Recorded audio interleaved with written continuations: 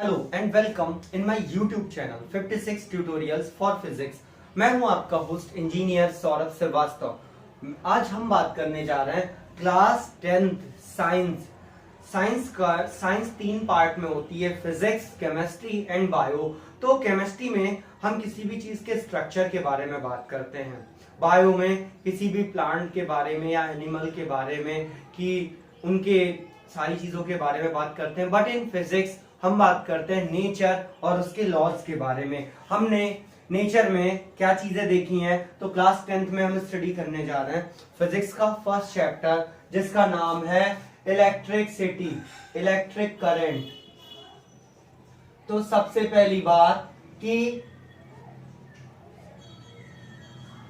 Electricity हमने nature में कहां देखी है? क्या हमने नेचर में इलेक्ट्रिसिटी देखी है? When clouds are going together, जब बादल एक साथ आते हैं एक साथ, तो क्या होता है? एक आवाज आती है, थंडर। ठीक, हम लोगों ने क्लास 8th में पढ़ा है सम नेचुरल फिनोमेना में, when clouds are going together then they made a spark। ये इलेक्ट्रिसिटी बनाते हैं। क्या बनाते हैं बेटा? इलेक्ट्रिसिटी। तो हमें क्लास 10th में क्या पढ़ना है? जैसे electricity is the form of energy. Electricity हमें जो क्लास 10th में पढ़ना है, electricity is the form of energy. Electricity क्या है? एनर्जी का एक फॉर्म है। और एनर्जी के बारे में हमें पता है कि if anybody have energy then it can do work. अगर किसी भी बॉडी के पास एनर्जी है तो वो वर्क कर सकती है। एनर्जी मतलब होता है क्या? Capacity to do work. तो हम इस चैप्टर में पढ़ने जा रहे हैं कि इलेक्ट्रिसिटी है क्या, वो कैसे वर्क करती है, कैसे वो हमारे अप्लायंसेस को चलाती है। Is that clear? तो सबसे पहली बात कि जो हम लोग ये इलेक्ट्रिसिटी यूज करते हैं, चाहे अपने घरों में या इंडस्ट्री में, it can do some work. ये हमारे लिए कुछ वर्क करती है। जैसे हमारे लाइट लैम्प को जलाती है, इलेक्ट्रिक लैम्प को जलाती है, हमारे पंखे को चलाती है, हमारा मिक्सर चलाती है, हमारे लिए मोबाइल फोन और टेलीविजन ऑपरेट करती है। जो उसमें आपकी वॉइस आती है, जो आवाज आती है, वो हमारी किससे आती है? इलेक्ट्रिसिटी से। किससे आती है? इलेक्ट्रिसिटी, इलेक्ट्रिक सिग्नल से आती है। जो आपकी टेलीविजन होता है बेटा, उसका जो पिक्चर ट्यूब होता है, उस पर जो इमेजेस फॉर्म होती है, यहाँ तक कि जो आप वीडियो कॉलिंग से इमेजेस फॉर्म होती है हमारी, 1 सेकंड में हम किसी को भी देख लेते हैं, कहीं का भी हो, कहीं पे भी हो इस दुनिया में, तो वो बनता किससे है? इलेक्ट्रिक फील्ड से। तो इलेक्ट्रिसिटी की बहुत ज्यादा इंपॉर्टेंस है। सो स्टार्ट करते हैं अपना चैप्टर, क्या? Electricity, class 10th, okay, by engineer Saurabh Srivastava. Okay guys, बात करते हैं इलेक्ट्रिसिटी। तो इलेक्ट्रिसिटी हमारी दो तरह की होती है। कितने तरह की होती है बेटा? दो तरह की होती है। सबसे पहला होता है static electricity, static electricity. Second होता है हमारा करंट इलेक्ट्रिसिटी।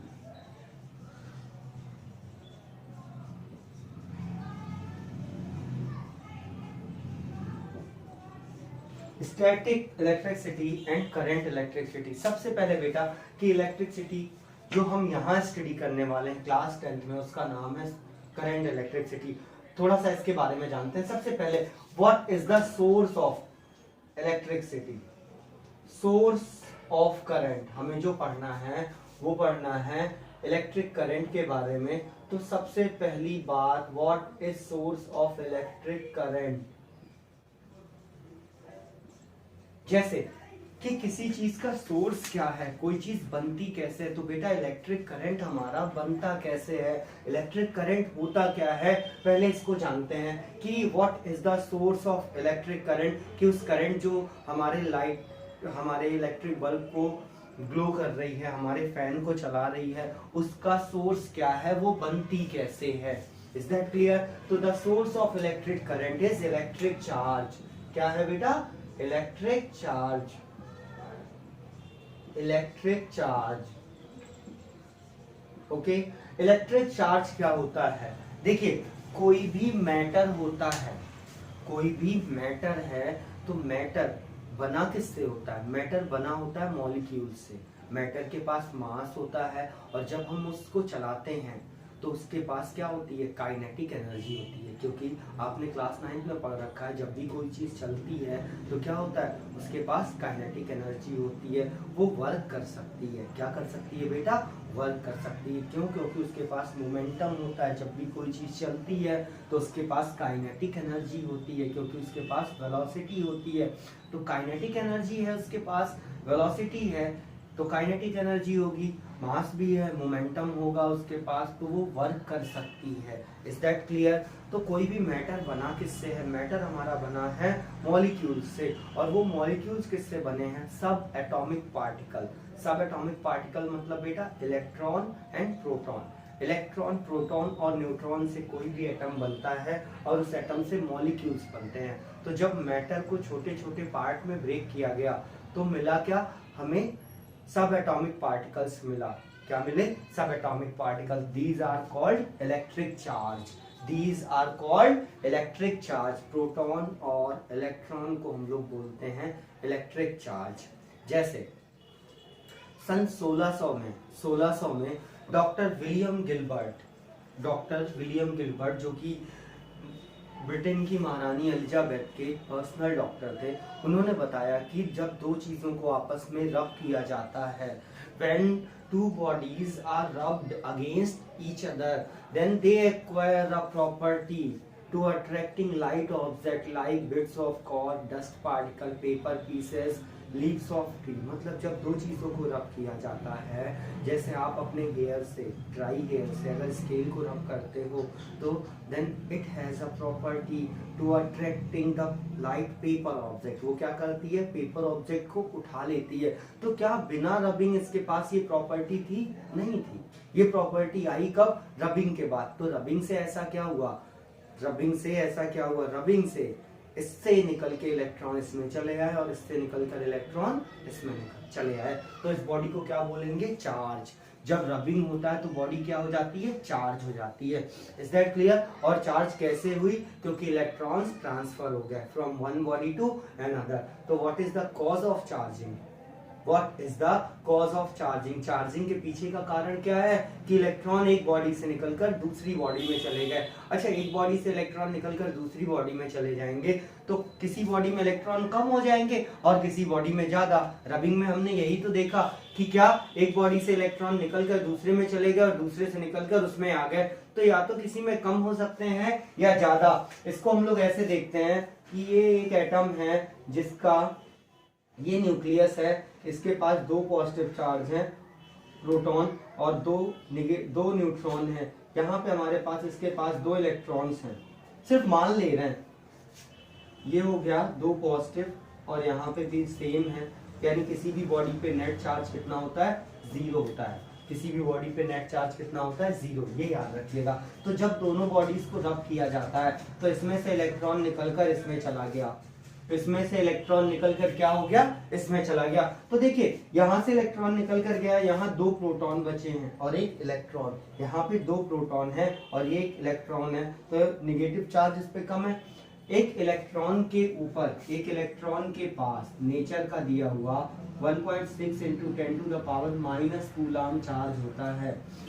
यही प्रोटॉन के पास भी होता है, बट उस पे जो चार्ज का नेचर होता है वो पॉजिटिव होता है, इलेक्ट्रॉन पे नेगेटिव होता है। तो यहाँ पे पॉजिटिव चार्जेस बचे, दो पॉजिटिव एक नेगेटिव, तो हम इसे क्या बोलेंगे, पॉजिटिवली चार्ज्ड। क्या बोलेंगे, पॉजिटिवली चार्ज्ड बॉडी। और इस पे क्या हुआ, इस पे 3 इलेक्ट्रॉन हो गए, यानी 3 नेगेटिव चार्ज और 2 पॉजिटिव, तो इसे क्या बोलेंगे, नेगेटिवली चार्ज्ड बॉडी। इसे क्या बोलेंगे बेटा, negatively charged body. Is that clear. तो जब इलेक्ट्रॉन जाएगा इस बॉडी से निकलकर इसमें या इससे निकलकर इसमें, तो वो अपना मास भी लेकर जाएगा। क्या लेकर जाएगा, मास भी लेकर जाएगा। तो जो पॉजिटिवली चार्ज बॉडी होगी उसमें से इलेक्ट्रॉन निकल गया, पॉजिटिवली चार्ज जो बॉडी होगी उसमें से इलेक्ट्रॉन निकल गया, मतलब a body is said to be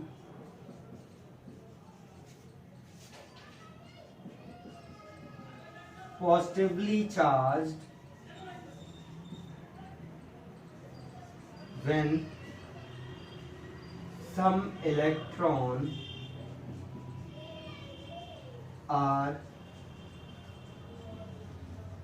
missing from it, when some electrons are missing from it, तब एक बॉडी को क्या बोलेंगे हम, पॉजिटिवली चार्ज हो गई है, ठीक। और जिसके पास वो इलेक्ट्रॉन जाएंगे वो बॉडी कौन सी हो जाएगी, नेगेटिवली चार्ज। तो a body is said to be negatively charge when it has some electron extra या it has some extra electron, तो क्या होगा, नेगेटिवली चार्ज हो जाएगी। अब यहाँ से जो इलेक्ट्रॉन निकला है वो अपना मास भी लेकर जाएगा, जो इलेक्ट्रॉन गया है वो अपना मास भी लेकर जाएगा, जहां भी जाएगा तो पॉजिटिवली चार्ज जो बॉडी होगी वो हल्की हो जाएगी और नेगेटिवली चार्ज जो बॉडी होगी वो क्या होगी, भारी हो जाएगी। Is that clear? तो ड्यूरिंग रबिंग दो तरीके के चार्ज जनरेट होते हैं, एक होता है हमारा पॉजिटिव चार्ज और एक होता है हमारा कौन सा, नेगेटिव चार्ज। ये बात हो गई इलेक्ट्रिक चार्ज के बारे में। तो चार्ज कैसे क्रिएट होते हैं, रबिंग से। बिना रबिंग के क्या चार्ज क्रिएट होते हैं, नहीं। उस बॉडी पे चार्ज है लेकिन आया कैसे, रबिंग से। कैसे आया, रबिंग से। तो आपने चार्जेस बनाए नहीं कहीं से, आपने चार्जेस बनाए नहीं, आपने रबिंग की। क्या किया, रबिंग किया। तो रबिंग से क्या हुआ, कुछ इलेक्ट्रॉन निकलकर इसमें से उसमें चले गए और उसमें से इलेक्ट्रॉन निकलकर इसमें आ गए।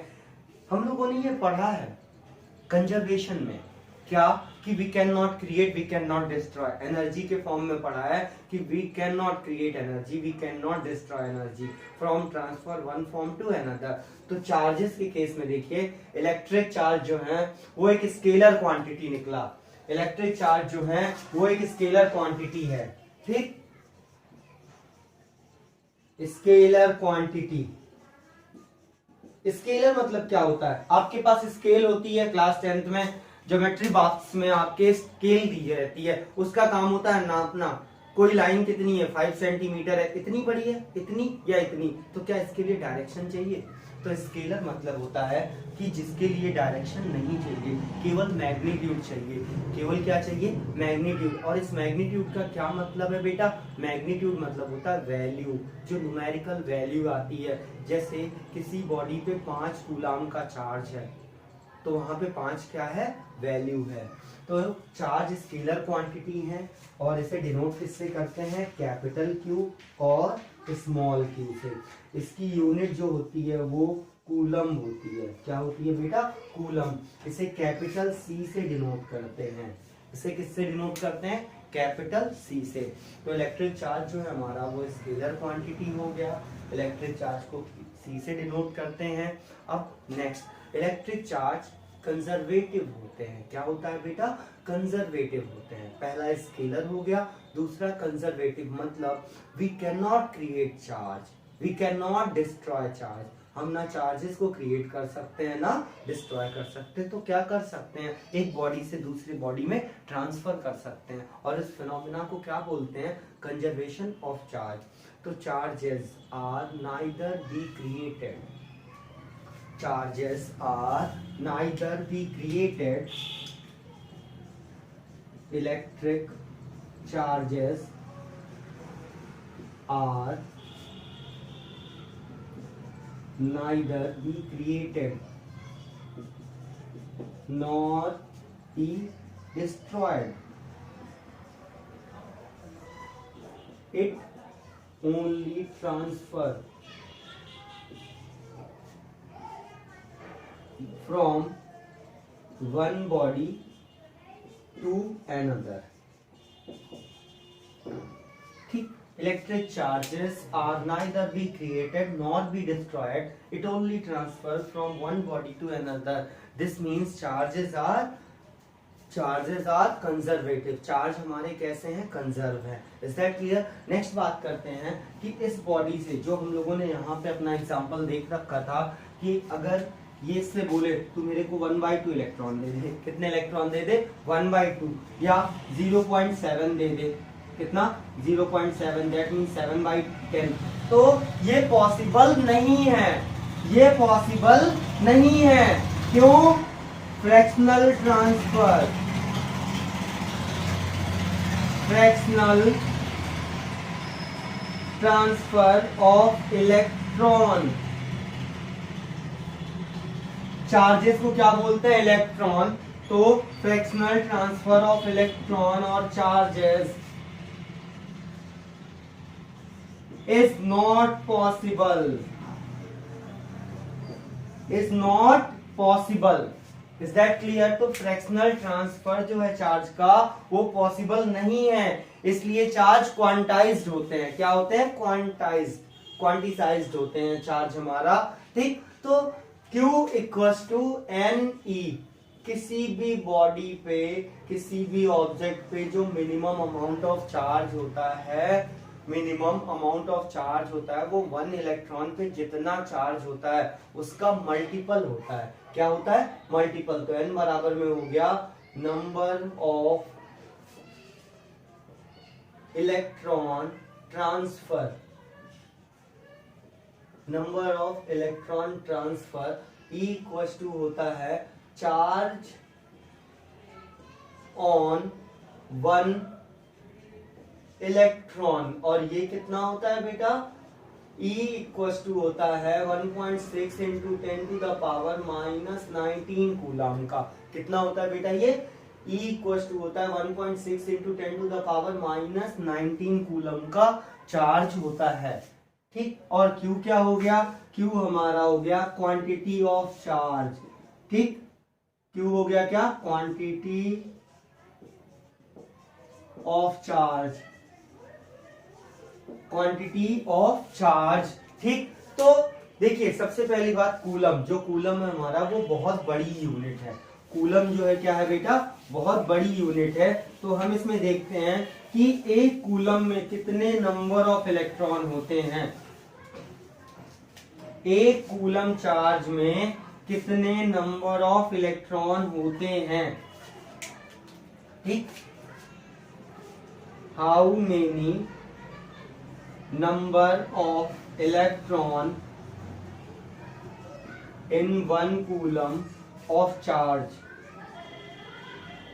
एक कूलम चार्ज में कितने इलेक्ट्रॉन होते हैं बेटा? ये क्वेश्चन कई बार बोर्ड एग्जाम में पूछा गया है आपके कि एक कूलम चार्ज में कितने नंबर ऑफ इलेक्ट्रॉन होते हैं। तो इसके लिए सबसे पहली बात number of electron find out करना है। तो नंबर ऑफ इलेक्ट्रॉन को रिप्रेजेंट किससे करते हैं? नंबर ऑफ इलेक्ट्रॉन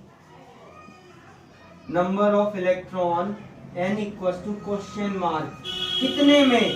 Q बराबर क्वांटिटी है 1 कूलम की, कि 1 कूलम में कितने नंबर ऑफ इलेक्ट्रॉन हैं। 1 कूलम में कितने नंबर ऑफ इलेक्ट्रॉन है, और E होता है 1.6 into 10 to the power -19 coulomb.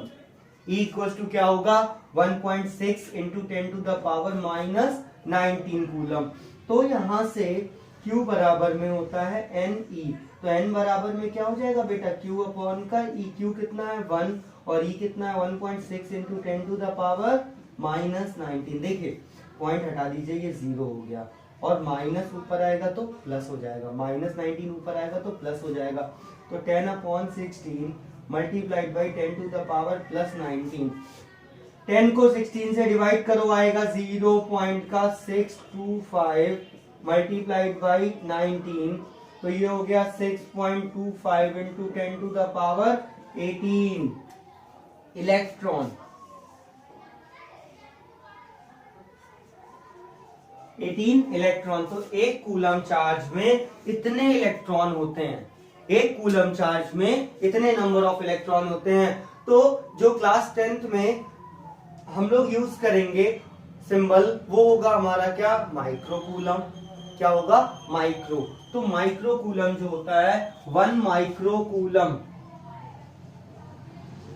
1 micro coulomb equals to होता है 10 टू द पावर -6 कूलम। कितना होता है बेटा? 10 to the power -6 coulomb. Clear हो गया ये कॉन्सेप्ट? ठीक, कि चार्ज करंट हमारा किससे बना है? इलेक्ट्रिक चार्ज से, और charge basically electrons and proton होते हैं। Is that clear? तो अब बात करते हैं कि इलेक्ट्रिक करंट क्या है। देखिए करंट शब्द का मतलब है फ्लो। जो हमारा करंट शब्द है फ्लो। ठीक, करंट जो हमारा ये करंट शब्द आता है, करंट रिप्रेजेंट करता है, इस शब्द का मतलब होता है फ्लो। ठीक, जब कोई ऑब्जेक्ट फ्लो करता है, जब आपका पानी कहीं रुका होता है, जो फ्लो ये रेफर करता है वाटर को। किसको रेफर करता है? वाटर को। जब हमारा पानी बहता है, देखिए जो हमारा पानी जब बहता है तो उसकी सरफेस पे कोई भी चीज रखी होती है तो क्या होता है? बह जाती है। तो जब कोई चीज फ्लो करता है, चलता है, तो वो फोर्स लगाता है। क्या करता है? फोर्स लगाता है। तो इलेक्ट्रिक चार्जेस जब चलते हैं तो क्या बनते हैं? करंट। तो अपन क्या इसको डिफाइन करते हैं? The rate. रेट मतलब होता है बेटा डिवाइड बाय टाइम। फिजिक्स में आप दो चीज पढ़ोगे, रेट या पर यूनिट टाइम बोलते हैं, और एक होता है हमारा ग्रेडियंट। तो the rate of flow of electric charge, the rate of flow of electric charge through a particular area is called electric current. is called बेटा क्या? Electric current. हमने बात की जब चार्ज रुका होगा तो स्टैटिक इलेक्ट्रिसिटी होगी, और जब चार्ज चलेगा तो क्या बनाएगा? करंट। तो जब चार्ज चलेगा तो क्या बनाएगा? करंट। Is that clear? और करंट हमेशा एक क्लोज पाथ पे चलती है। करंट हमेशा एक क्लोज पाथ पे चलती है, जिसे हम लोग बोलते हैं इलेक्ट्रिक सर्किट। आगे हम डिस्कस करेंगे electric circuit and it's component. जैसे आप चलते हो सड़क पे, पानी पे आप नहीं चल सकते, उसी तरीके से हवा में आप नहीं चल सकते। तो इलेक्ट्रिक करंट जो है हमारा, वो एक सर्किट में चलती है इस तरीके से। तो पहले बात कर लेते हैं करंट की, देन बात करेंगे कि इलेक्ट्रिक सर्किट क्या होता है और इलेक्ट्रिक करंट चलती क्यों है। भाई कोई भी चीज अगर चल रही है तो उसके पीछे तो रीजन होगा। तो इलेक्ट्रिक चार्जेस चलते क्यों हैं, चार्जेस बहते क्यों हैं? अच्छा, पानी क्यों बहता है? पानी अगर ऐसे रहे किसी सरफेस पे तो बहेगा नहीं, कभी नहीं। या ऐसे कर दो तो ये हाइट पे हो गया, ये लो हो गया, तो डिफरेंस हुआ कुछ। या ऐसे कर दो तो पानी बहेगा, या ऐसे कर दो तो हाइट से नीचे आ रहा। तो जब डिफरेंस होता है दो चीजों के बीच में, तभी कोई चीज फ्लो करती है। ठीक है, ये हम आगे पढ़ेंगे। तो the rate of flow of electric charge through a particular area is called electric current. और इसे डिनोट किससे करते हैं? कैपिटल आई से। किससे कहते हैं बेटा? कैपिटल आई से। तो मेजर कैसे करेंगे इस करंट को, किसका मैग्नीट्यूड कितना है? तो आई बराबर में होता है Q divided by T. Q divided by में क्या? टी। देखिए यहाँ से इसकी यूनिट देखते हैं कि करंट की यूनिट क्या होती है। Q कूलम चार्ज है, T सेकंड में। Q कूलम चार्ज है क्या? T सेकंड में। तो करंट कितना आया? I। तो the unit of electric current, the unit of electric current is coulomb per second. It is also called